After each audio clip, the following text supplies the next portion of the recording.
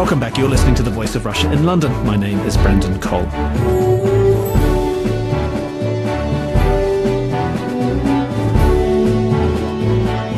This week, the Conservative Party leader, David Cameron, and the leader of the SNP, Alex Salmond, agreed that a referendum would take place in 2014 on Scottish independence.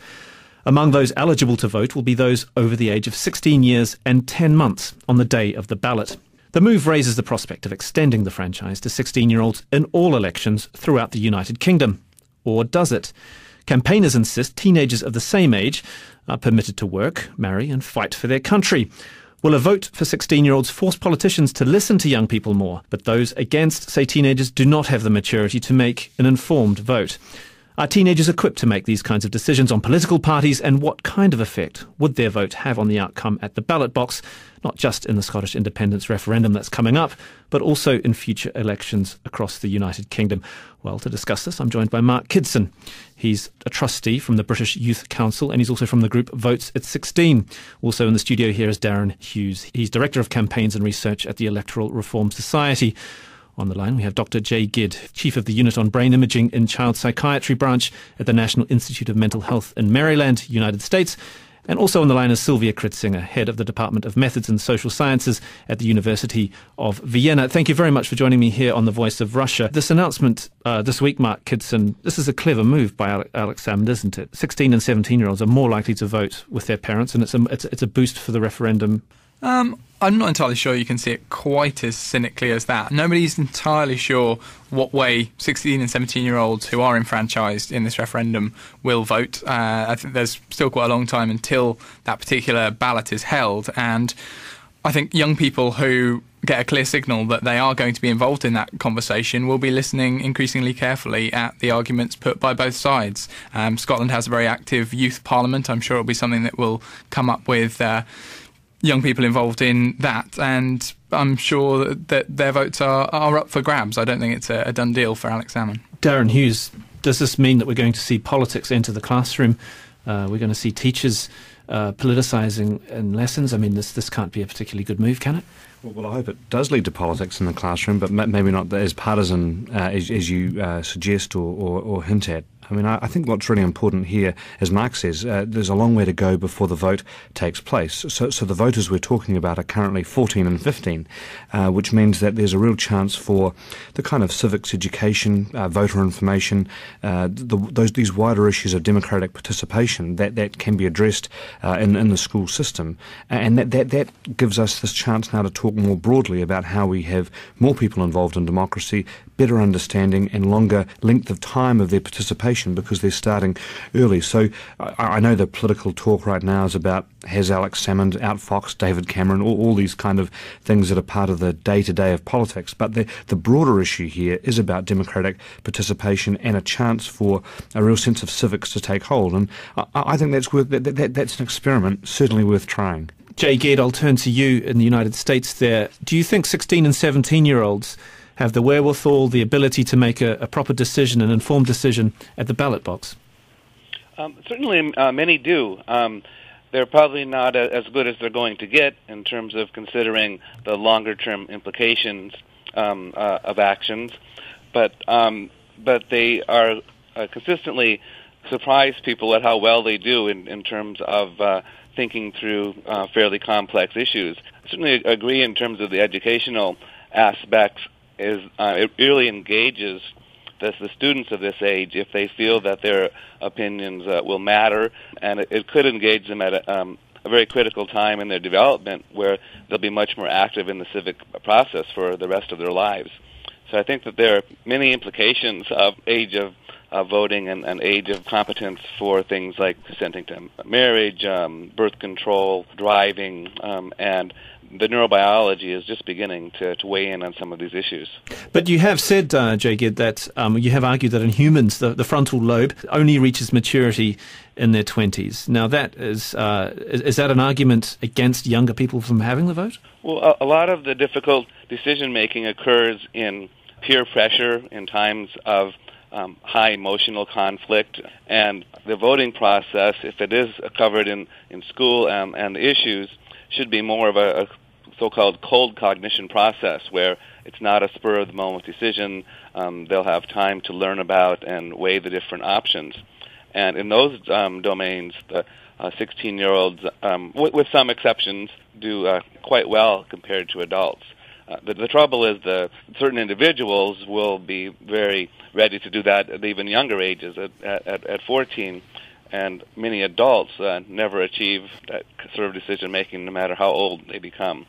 I'd like to bring in Sylvia Kritzinger from the University of Vienna. You did a study, didn't you, on 16 and 17-year-olds and whether it was a good idea that they should be allowed to vote. And, of course, Austria itself is the only country within the European Union that has given the vote to 16-year-olds, and that was back in 2007. Can you just tell me a little bit about what your findings were? Our findings were actually very positive. First of all, we could see that, yes, indeed, they do turn out a little bit less than older cohorts, but in the end, they are very interested in politics. They have a very good knowledge about political issues, and actually was very interesting to observe was that the quality of their vote choice was really good, in the sense that they really have chosen the party that is closest to them in terms of their ideology. So they were pretty aware of which party to vote for, and our findings actually tell us that there is absolutely no problem in lowering the voting age to 16. And what we actually have also found in another study is that if you give them the voting right at a very early stage, when they're still at school, living at home, talking to parents and friends about politics, then you can already see first tendencies that there is a certain habit of voting that can develop, in the sense that those actually voting the first time at the age of 16 and 17 are more likely to turn out 4 or 5 years later for the next election. So all in all, we have very positive findings. But what about in Austria in general? I mean, what was the participation rate amongst that age group? Well, it's a little bit lower than amongst the older cohorts. And here, when I talk about older cohorts, it means people above 30 years. But it's still around 70%. But Marc Kidson, I guess what you'll have is a situation where, I mean, 16-year-olds, 17-year-olds, they may have a degree of apathy, but they're hardly going to be engaged with the political process at that age, are they? I mean, they're not paying taxes. They have less of a social contract with those who govern them. So they should wait a couple of years, shouldn't they? No, not at all. I think many 16, 17-year-olds are paying taxes. You can leave a school at 16 in this country, get a full-time job. I had friends who I was at school with who have. So in that sense, taxation and representation perhaps is a strengthening argument for why we should have votes at 16. Through my work with the British Youth Council and the UK Youth Parliament, I've seen thousands of young people who are actively engaged in issues, in political processes. Over 1 million young people since the last election in those 2.5 or so years have voted locally for their local youth councillors, for their local MYPs to sit in the UK Youth Parliament. They have a sitting on the 23rd of November. And there is no sign that these young people are less engaged than many older people who are just as likely to either vote tribally and not engage with the arguments and the issues of politics, or not vote at all.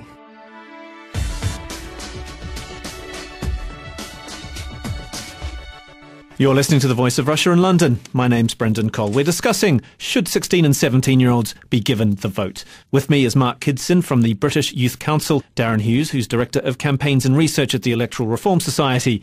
On the line, we have Sylvia Kritzinger, Head of the Department of Methods and Social Sciences at the University of Vienna, and Dr. Jay Giedd, Chief of the Unit on Brain Imaging in Child Psychiatry at the National Institute of Mental Health in the United States.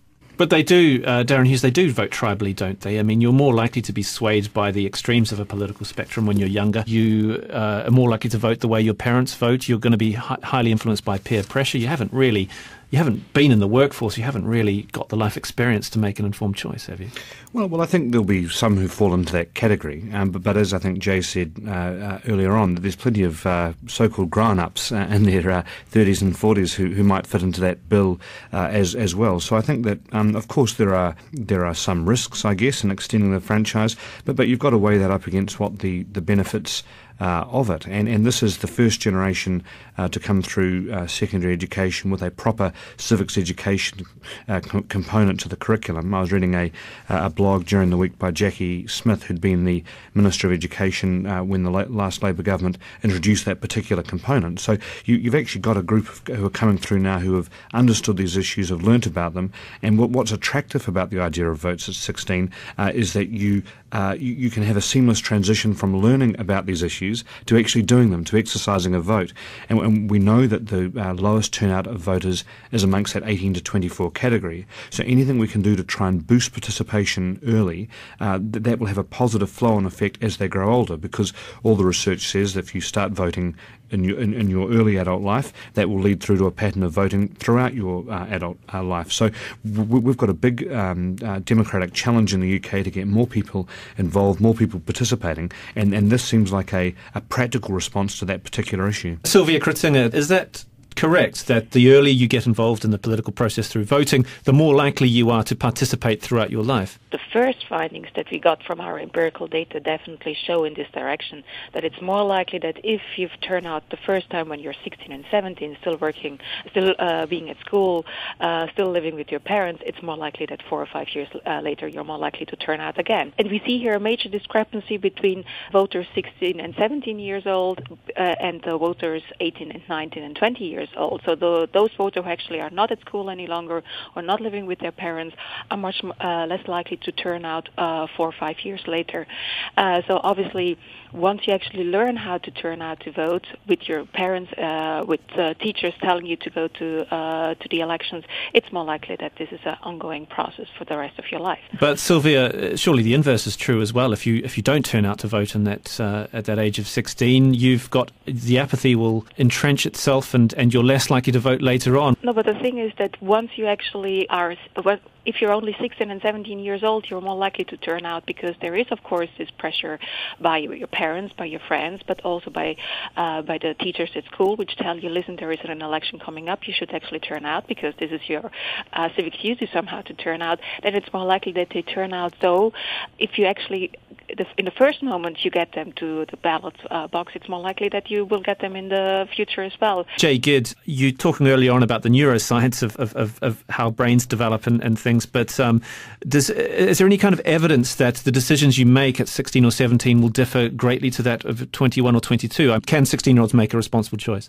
Oh, definitely they can, and the primary task of a 16-year-old is to fit into society, to find mates, but also social alliances and partnerships. And so this is really a critical time for them to be engaged. And I think empowering them with this privilege really does give them the incentive to learn the issues, to feel that their opinions do matter. As a group, they will tend to be less conservative than older voters, and we may say, oh, that's the wrong decision or irrational, but from their perspective, it may be the logical choice in the sense that older people have the resources. They have, they don't want things to change. And if you're in the second decade of life, it's in your interest to want change and to want things to be shaken up a bit. And so we may look at that as a irrational decision, or a fear that if we let 16-year-olds vote, that Justin Bieber would be president, or that they would just squander their vote. But all the evidence is that that's not the case.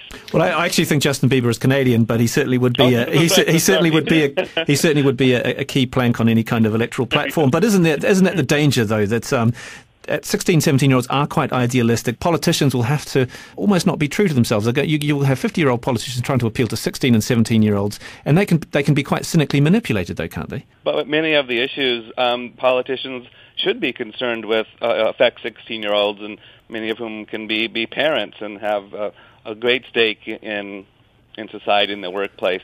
So I think that if politicians need to address the needs of 16-year-olds, that may ultimately be a good thing.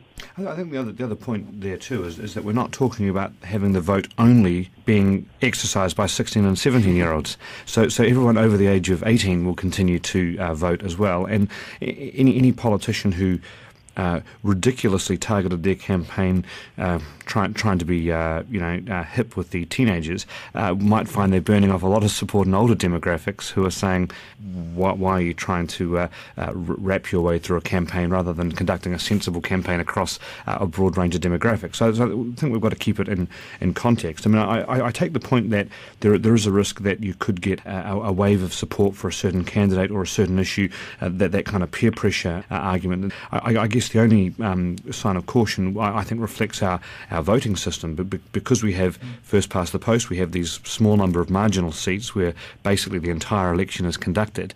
And so if the margins of winning is very, very small, then a few hundred teenagers who go a certain way might have an impact. If we had a more proportional system of voting, then of course those voters would be subsumed into a much larger number of voters, and they'd have their say, but it wouldn't be a say out of whack or out of context. So the fear that 16 and 17-year-olds might have a disproportionate effect on an election because of their age is not really a fair criticism of those particular voters. It's more a criticism of the voting system we have, which does lead to these kind of unusual results. I think it's important we don't sort of get hung up on the idea that politics is some search for the right answer, and that young people are somehow, so fueled up by their idealism that they're going more likely to get it wrong. Politics has always been, to some extent, about idealism, and actually having a broad range of views that represent stakes in our collective life is absolutely essential to getting not to the right answer, but to an answer that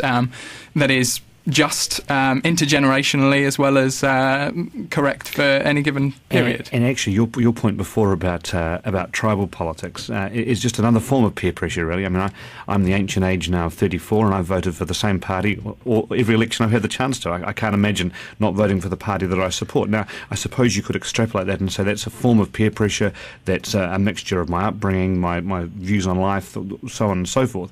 But it's not all that different to saying that a 16 or 17-year-old wouldn't look at the same issues and come to the same conclusion. So I think, no matter what age demographic you look at, there are pros and cons of them having the franchise. But actually, I think when it comes to votes at 16, it's far outweighed by the fact that this is a chance for that democratic participation, better voter information, and critically, a civics education that's got to make our democracy stronger. Marc Kidson, your group Votes at 16 represents young people.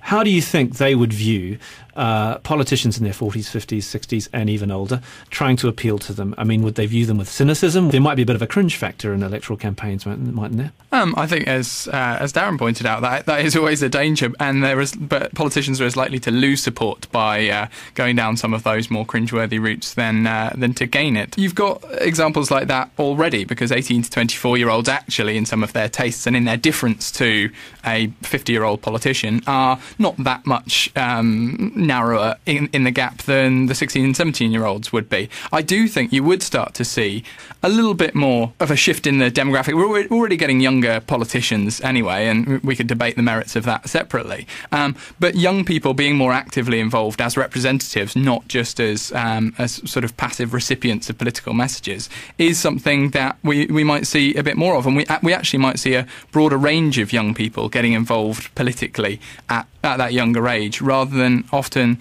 only those who defer until they get to university and join a debating club or whatever. Actually, that transition that was mentioned before from civics education, citizenship education at school, through to more active forms of political participation. And let's keep in mind that politics, democratic politics, is a practical, not an intellectual pursuit. That's why these comments about the habit of voting are so important, because it's as much about feeling invested in your community and feeling like you've got a part to play as it is about getting to the right answer when scrutinising the arguments of parties. Sylvia Kritzinger at the University of Vienna, the study that you carried out was in Austria, of course, which has a more proportional system than we have here in the UK, which is really fought on swing seats and has a first past the post system. So the kind of representation that's giving younger people the vote may not work in the UK in the way that it does in Austria. Would you agree with that? Well, yes, of course, they are more proportional because there is a wider range of parties you can choose from. But I just wanted to add to the discussion that was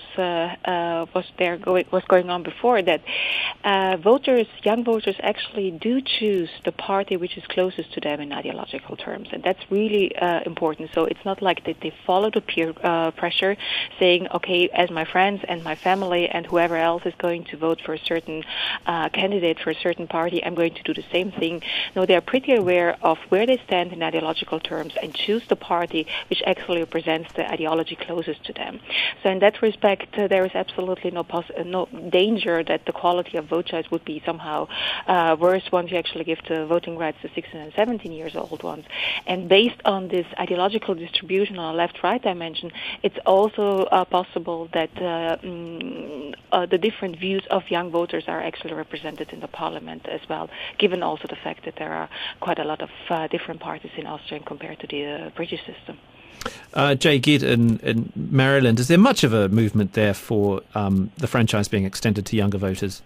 In some ways. I mean, a lot of the arguments seem to parallel the concerns brought up with the women's right to vote, and in the U.S. it moved in 1972 from age 21 to 18 on the argument that if you're old enough to die in Vietnam, you should be old enough to vote. But in the U.S. it hasn't been focused so much on voting age as recently the death penalty in the judicial system, the right to make decisions in terms of marriage and reproduction on your own behalf. Can you get birth control pills without your parents' consent when you're 17? But the voting age part hasn't been a very forceful movement in terms of voting, more so in the age in which you can hold public office, which is quite inconsistent, being 35 for president, 30 for Senate, 25 for House, 21 for governor. So our society hasn't come up with a crisp age at which the brain is mature enough to fend for itself. You're listening to The Voice of Russia. We're discussing, should 16 and 17-year-olds be given the vote? With Marc Kidson, Sylvia Kritzinger, Dr. Jay Giedd and Darren Hughes. Doesn't that simply reflect that people of that age have more of a stake in society, and so logically that would extend to voting rights, wouldn't it? Correct. Yes, and I think that's where a lot of the debate comes in, and how much life experience is necessary, and is life experience only a matter of your birth date, or is it your actual circumstances in life? So politicians need life experience, but voters don't. Correct. Yeah, that would be I think a logical but shaky conclusion from the current policies.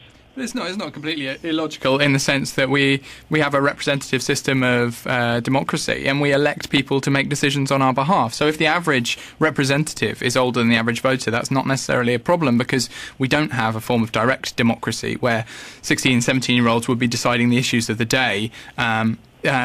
In the Scottish case, we have got a particular example, but that is an example of an issue that will determine their future and the choices they make in their future for decades, if not for the rest of their lives. So I think it's not inconsistent to say that your average representative would want to have more life experience, and that's probably always going to be the case. But that does not sort of map onto the voter's need for life experience, because actually young people have life experience. They experience the education system in the way that a 60-year-old almost certainly doesn't. They experience all sorts of interactions with society. Public transport is an issue that comes up all the time for people involved in the British Youth Council. Child poverty is something that we know our members have huge and very deeply held views on. So I don't think it's as easy to say that young people don't have the required life experience to make political judgments. Darren Hughes from the Electoral Reform Society. So we could see 16, 17-year-olds vote, but would you like to see 16 and 17-year-old political representatives?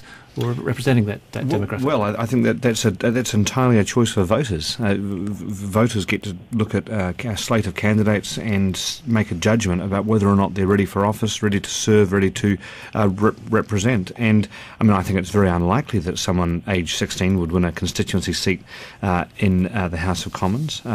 It's almost impossible to believe they'd be appointed to the House of Lords either.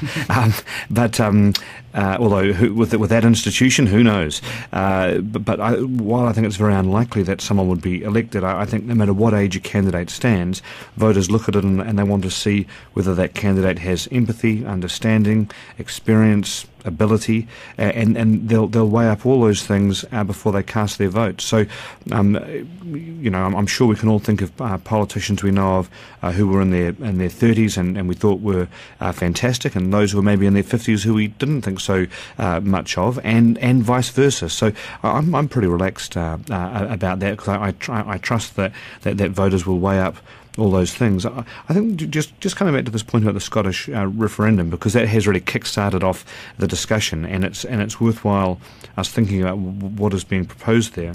The Prime Minister and the government have ruled out effectively lowering the voting age for the next general election in 2015, but they've given consent to 16 and 17-year-olds deciding the future of the Union, which I would have thought is a much bigger, long-lasting and important decision at that referendum in 2014 than who happens to form government after 2015. So although of course voting for your representative is always an important thing, an individual general election is way overshadowed by the importance of this referendum. And I think that having opened the door to this to say that the future of the United Kingdom is important to so many people that even 16 and 17-year-olds get a say in it, I think now it's very hard to argue that shouldn't apply for regular general elections. Do you see it that way, Marc Kidson? Do you see this as the door's been opened for the argument? Effectively, we're going to see a large-scale experiment in 2014 as to participation amongst that age group. I think it's very difficult to see how you argue consistently against that position.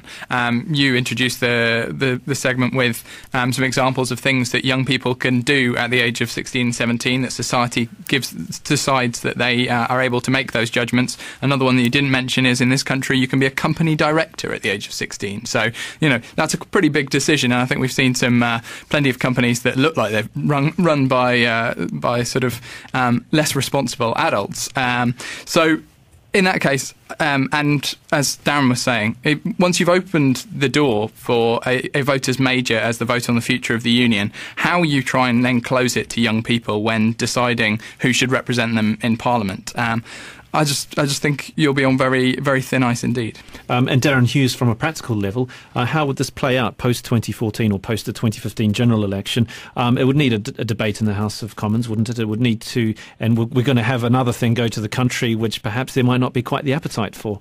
It would have to be legislation to change the age of eligibility for voting. There's legislation going through right now, actually, about the way that people join the electoral register. So there is an opportunity if the government wanted to take it. But I think that there's been a reluctance on their part to signal that. I'm not sure that. I think you mean, would there be a referendum of the public on whether or not to lower the age? I don't think that would be necessary. But I think that the politicians are going to have to look at what happens at 2014 and then to see whether or not they are actually able to make a logical case that, having opened the door, they're going to close it again and say that younger voters shouldn't get the chance to participate. I just think, having let the genie out of the bottle, there's now an amazing opportunity for us to take this civic education and see whether it does change to having more people engaged in voting, which is a critical problem in the UK. Every general election we're seeing fewer and fewer people wanting to vote, fewer and fewer people being interested, and by extending the franchise, we might be able to turn around that sorry situation. We've run out of time, but I'd just like to thank my guests, Darren Hughes, Director of Campaigns and Research at the Electoral Reform Society, Marc Kidson, Trustee with the British Youth Council, and from the group Votes at 16. On the line, Sylvia Kritzinger, Head of the Department of Methods and Social Sciences at the University of Vienna, and Dr. Jay Giedd, Chief of the Unit on Brain Imaging and Child Psychiatry at the National Institute of Mental Health in Maryland, the United States. Thank you very much for joining me on The Voice of Russia.